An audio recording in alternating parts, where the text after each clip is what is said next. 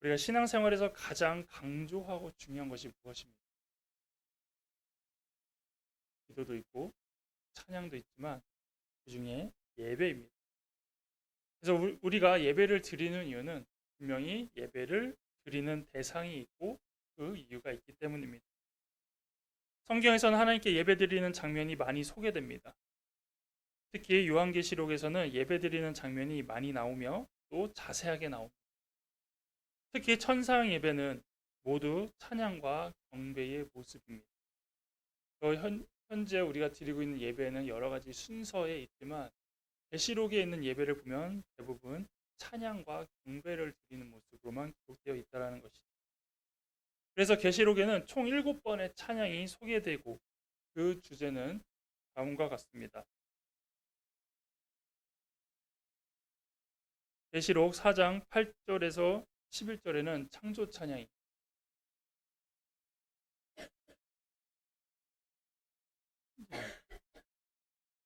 그리고 5장 9절에서 14절은 구속 찬양이, 7장 10절에서 12절에는 구원 찬양이, 11장 17절에서 18절에는 감사 찬양이, 12장 10절에서 12절에는 승리 찬양이, 15장 3절에서 4절에는 경배 찬양이, 19장 1절에서 8절에는 할렐루야 찬양이 이렇게 기록되어져 있습니다.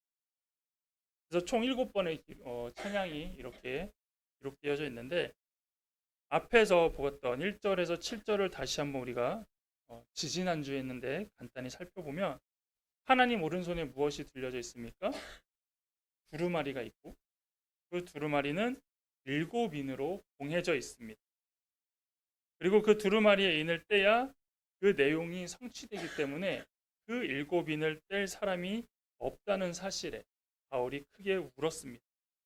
근데 장로 중 한 사람이 일제 알려주죠. 그 인을 뗄 사람이 있다라는 것입니다. 그럼 그 사람이 누구냐? 바로 예수 그리스도시며, 왜 예수님이 그 인을 뗄 수 있느냐 봤더니 십자가의 승리를 했기 때문에 그것이 가능하다고 말합니다. 그리고 어린 양이 나와서 두루마리를 취한다고 말하고 있습니다.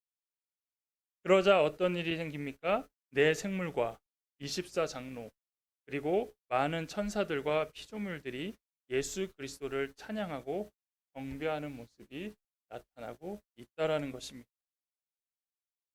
8절입니다.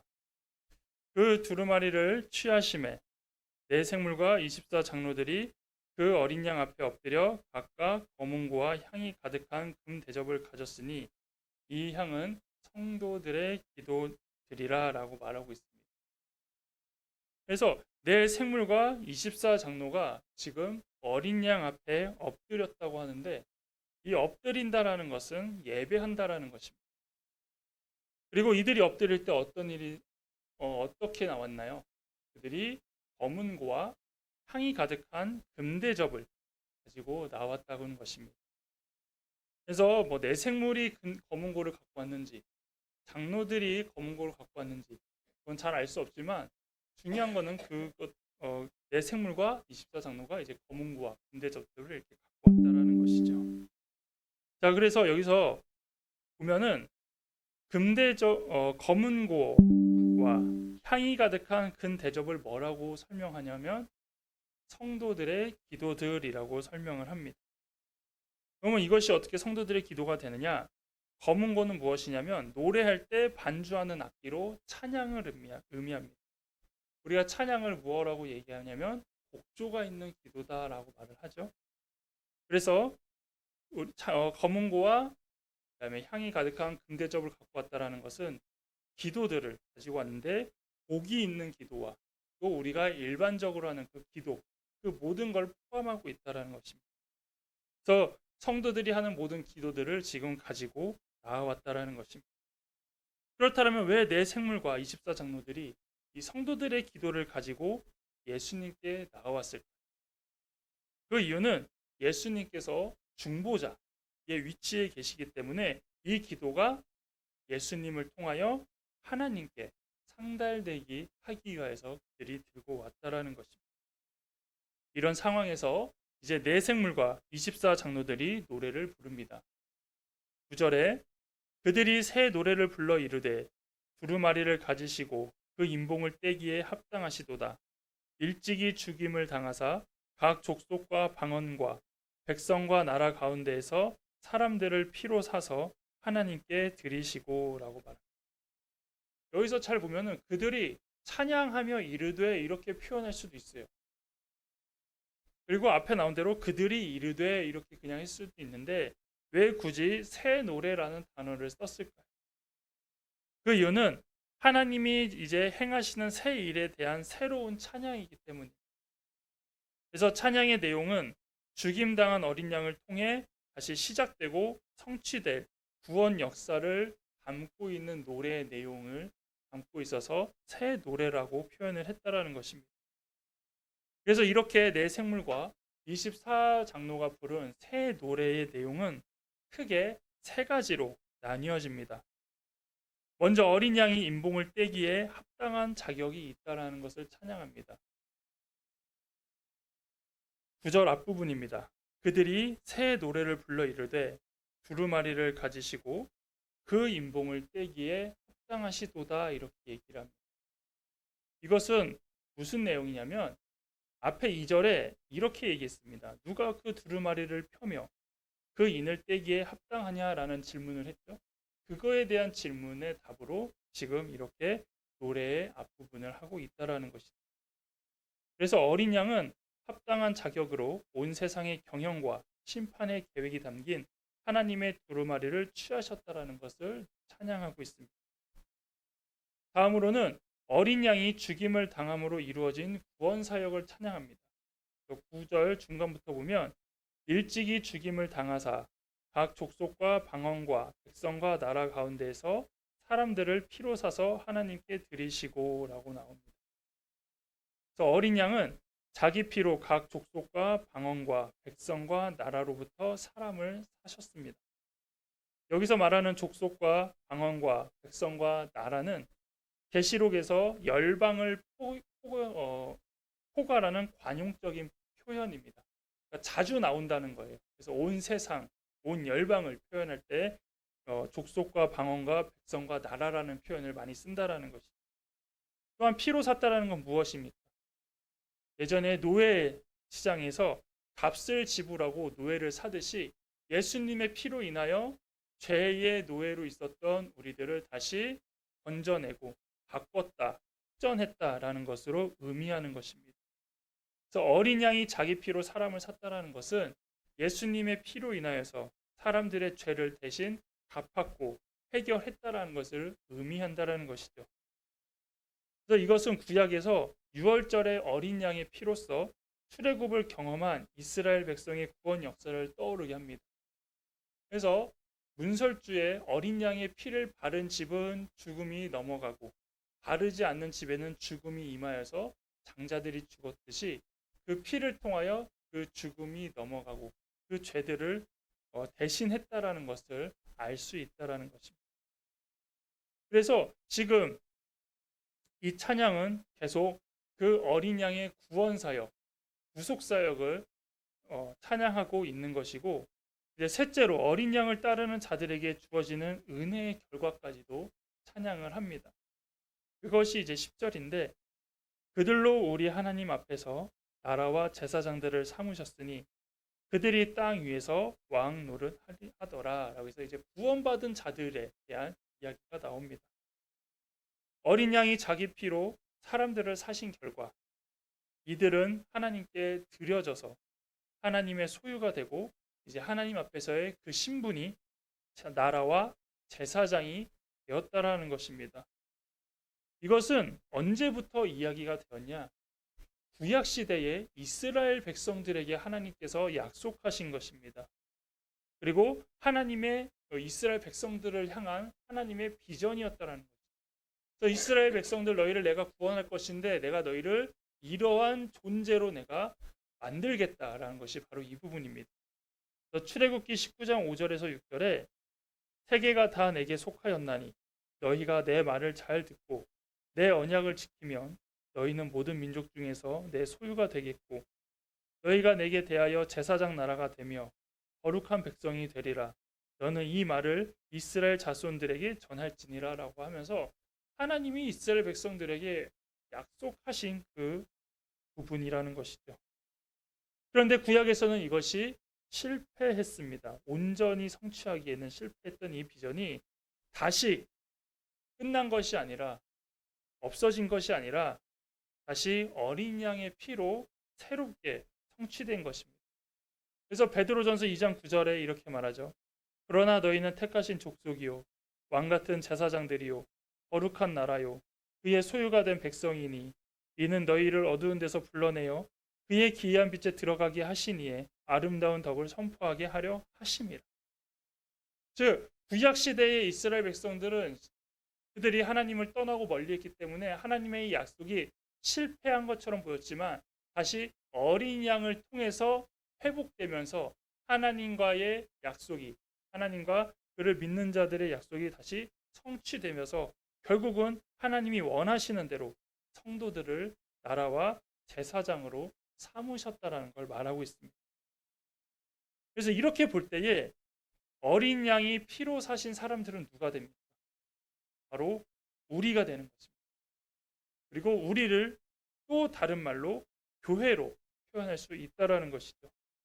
그래서 교회는 하나님이 자기 피로 사신 교회라고 말할 수 있는 것이고, 우리가 기도하는 가운데 또 우리가 하나님의 핏값으로, 예수의 핏값으로 사신 교회라고 표현할 수 있는 게 바로 이 부분 때문입니다. 그리고 사도행전 20장 28절에서도 이렇게 표현되고 있습니다. 하나님이 자기 피로 사신 교회를 보살피게 하셨네.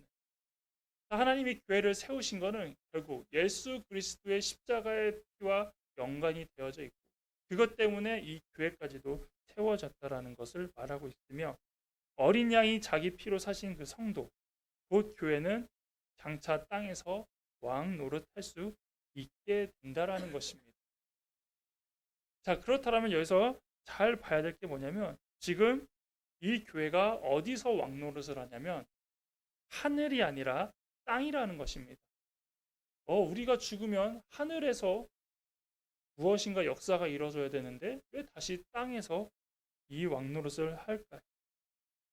이것은 우리가 잘 이해해야 됩니다. 종말을 이해해야 되는데, 요한계시록이 지향하는 종말적 비전의 완성은 하늘이 아니라 땅에서 이루어지기 때문입니다. 우리가 주기도문 내용 가운데 이렇게 기도합니다. 하늘에서와 같이 땅에서도 이루어지게 하소서. 즉 지금 하늘과 땅은 분리된 게 아니라 하나의 하나님의 역사로 돌아가고 있다는 거예요. 그러니까 하늘에서만 하나님의 뜻대로 이루어지고 땅은 죄 때문에 인간 마음대로 이루어지는 것이 아니라, 물론 이 땅 가운데 죄로 인하여서 하나님의 역사가 가리워진 것처럼 보이지만 그것이 여전히 진행되고 있으며 마지막 때에는 완성이 돼서 이 땅 가운데서도 하나님의 뜻이 이루어진다라는 것입니다. 그래서 성도가 땅에서 왕노릇한다라는 것은 이미 임한 하나님 나라에서 시작하며 새하늘과 새 땅이 이루어질 때 완성이 되는 것입니다. 그래서 우리가 어떤 신분에 있는 것입니까? 우리가 곧 거룩한 나라요 제사장이라는 것입니다. 그러면 그 직분으로 받는 것이 끝이 아니라 그렇게 살아가면서 하나님의 나라를 조금씩 만들어가는 것이고, 마지막 때에 이제 완전히 그것을 만들어 주시겠다는 것이죠. 이렇게 내 생물과 24장로가 찬양한 이후에 그 다음 이제 어떤 대상이 찬양을 합니까? 바로 많은 천사들이 찬양을 합니다. 11절에 내가 또 보고 들으매 보좌와 생물들과 장로들을 둘러선 많은 천사의 음성이 있으니 그 수가 만만이요 천천이요. 그러니까 이제 차례대로 이제 그 어린 양에 대하여 찬양하는 내용이고, 그거에 대한 부분입니다. 보좌를 네 생물이 둘러싸고 네 생물을 24장로들이 둘러싸고, 24장로를 누가 둘러싼다고 그랬나요? 이제 천사들이 둘러싸고 있는데 그 천사들이 찬송하고 있는데 천사의 수가 몇입니까? 만만이요 천천이요. 자, 이거는 실제로 우리가 사용하지 않는 단어, 표시할 수는 없어요. 이거는 무슨 얘기냐? 엄청나게 많은 천사들이 있다는 것입니다. 그걸 셀 수 없는 천사를 의미하는 것이고, 생각해 보십시오. 이런 많은 천사들이 지금 보좌를 둘러싸서 찬양을 하고 있다라는 것입니다. 그래서 이 찬양대가 부르는 찬양의 가사가 12절인데요. 큰 음성으로 이르되 죽임을 당하신 어린 양은 능력과 부와 지혜와 힘과 존귀와 영광과 찬송을 받으시기에 합당하더라 하더라 이렇게 말하고 그러니까 천사들의 찬양 내용이 이렇습니다. 그래서 천사들은 죽임 당하신 어린 양에 대한 이제 찬송인데 능력과 부와 지혜와 힘과 존귀와 영광과 찬송입니다. 자, 여기에도 이제 비밀이 하나 숨어 있습니다. 지금 천사들이 찬양하는 내용이 몇 가지입니다. 안 세보셨죠? 다시 한번 세보십시오. 능력과 부와 지혜와 힘과 존귀와 영광과 찬송 총 7가지를 찬양하고 있습니다. 7가지는 무엇인가요? 요한계시록에선 완전수. 그래서 이렇게 또 7가지를 찬양하면서 완전수라는 수에 맞춰서 찬양한 것이라는 겁니다. 그래서 천사들이 찬양한 것을 좀 구체적으로 살펴보면 능력은 그리스도의 신적 권능을 의미합니다. 그리고 부는 플루톤으로 그리스도의 전인적 충만을 의미합니다. 지혜는 소피안으로 천하 만물을 꿰뚫어보는 그리스도의 신적 통찰력을 의미하고요.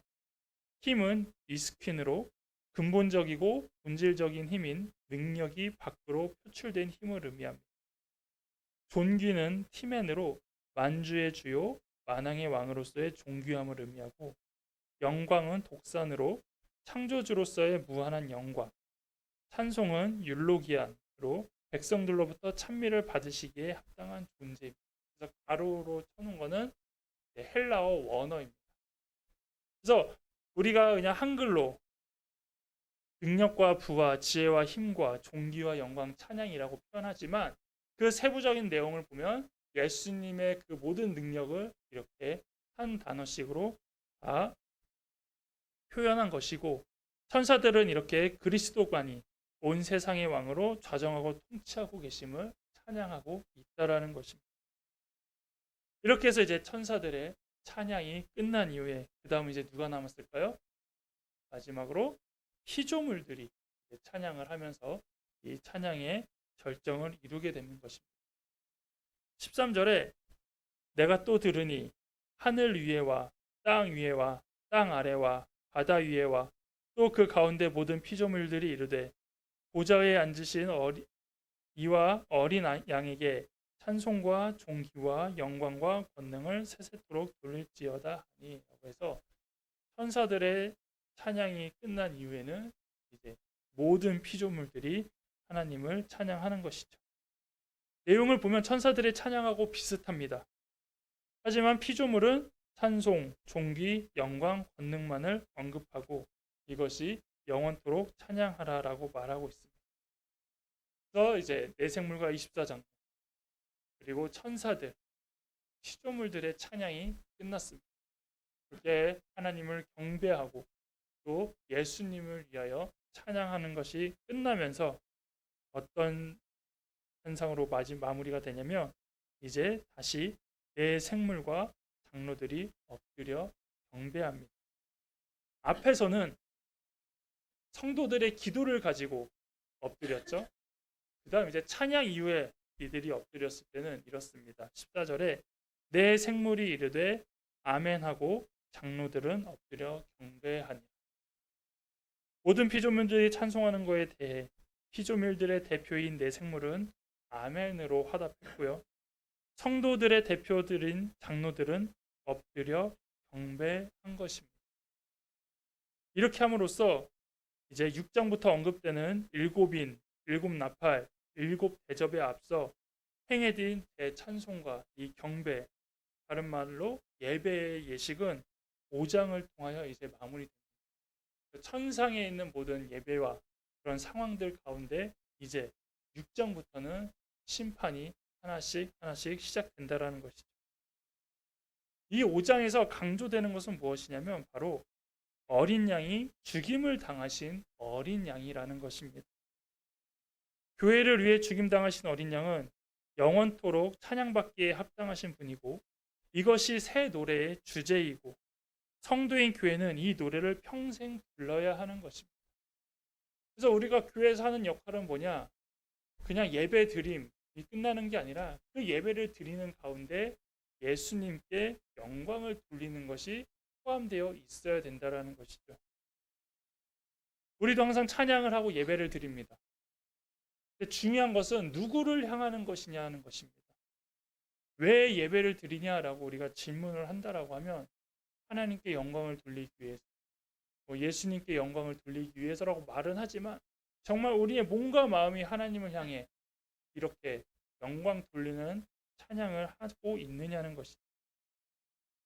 가끔은 그 날의 기분과 상황에 따라서 찬양과 예배를 드리기도 합니다. 또한 성도와 교회 구성원에 맞춰 찬양과 예배를 구성할 때도 있다라는 것입니다. 하지만 제일 중요한 것은 예수 그리스도께 맞춰서 준비돼야 된다라는 것입니다. 저도 그랬던 적이 많이 있는 것 같아요. 어떤 날은 예배 드릴 때 되게 피곤하고, 어쩔 땐 되게 힘들고, 어쩔 땐 예배가 좀 지루하게 느껴지고, 그래서 내 중심으로 오늘 예배가 왜 이럴까 이렇게 맞춰지는 것이 아니라 우리의 상황은 그런 모습일지 몰라도 결국의 모든 예배는 예수님을 향해 맞춰져야 된다라는 것입니다. 그런데 언제부턴가 하나님께서 모든 예배를 기뻐하신다라는 전제하에, 그리고 모든 찬양을 기뻐한다라는 전제하에 예배의 틀이 무너지고 찬양의 장르도 다양해졌습니다. 물론 이것을 다 할 수 있습니다. 우리가 신앙생활 가운데 할 수 있지만 예배 때만큼은 그 주체가 하나님이기 때문에, 예수님이기 때문에 그쪽으로 맞춰야 된다라는 것입니다. 그렇지 않으면 그것은 예배가 아니라는 것이죠. 여러분들이 드리는 예배 가운데 어린 양 예수께 합당한 찬송과 존귀와 영광과 권능을 돌리고 계십니까? 그리고 정말로 그런 마음으로 주님 앞에 나오고 계십니까? 언제나 내 상황과 내 모습과 내가 먼저 위로받는 것에, 내가 먼저 은혜 받는 것에 집중하고 있지는 않으셨습니까? 내가 은혜 받았는지가 중요한 것이 아니라 내가 드리는 예배를 통하여 하나님이 기뻐하시는지가 더 앞서야 된다는 것입니다. 그리고 우리가 하나님께 드리는 예배와 올려드릴 합당한 찬양을 통하여 우리는 회복할 수 있어야 되는 것입니다. 그리고 언제나 주님을 향해 우리는 감사와 기쁨의 찬양과 경배를 날마다 올려드리는 여러분 되시기를 원합니다.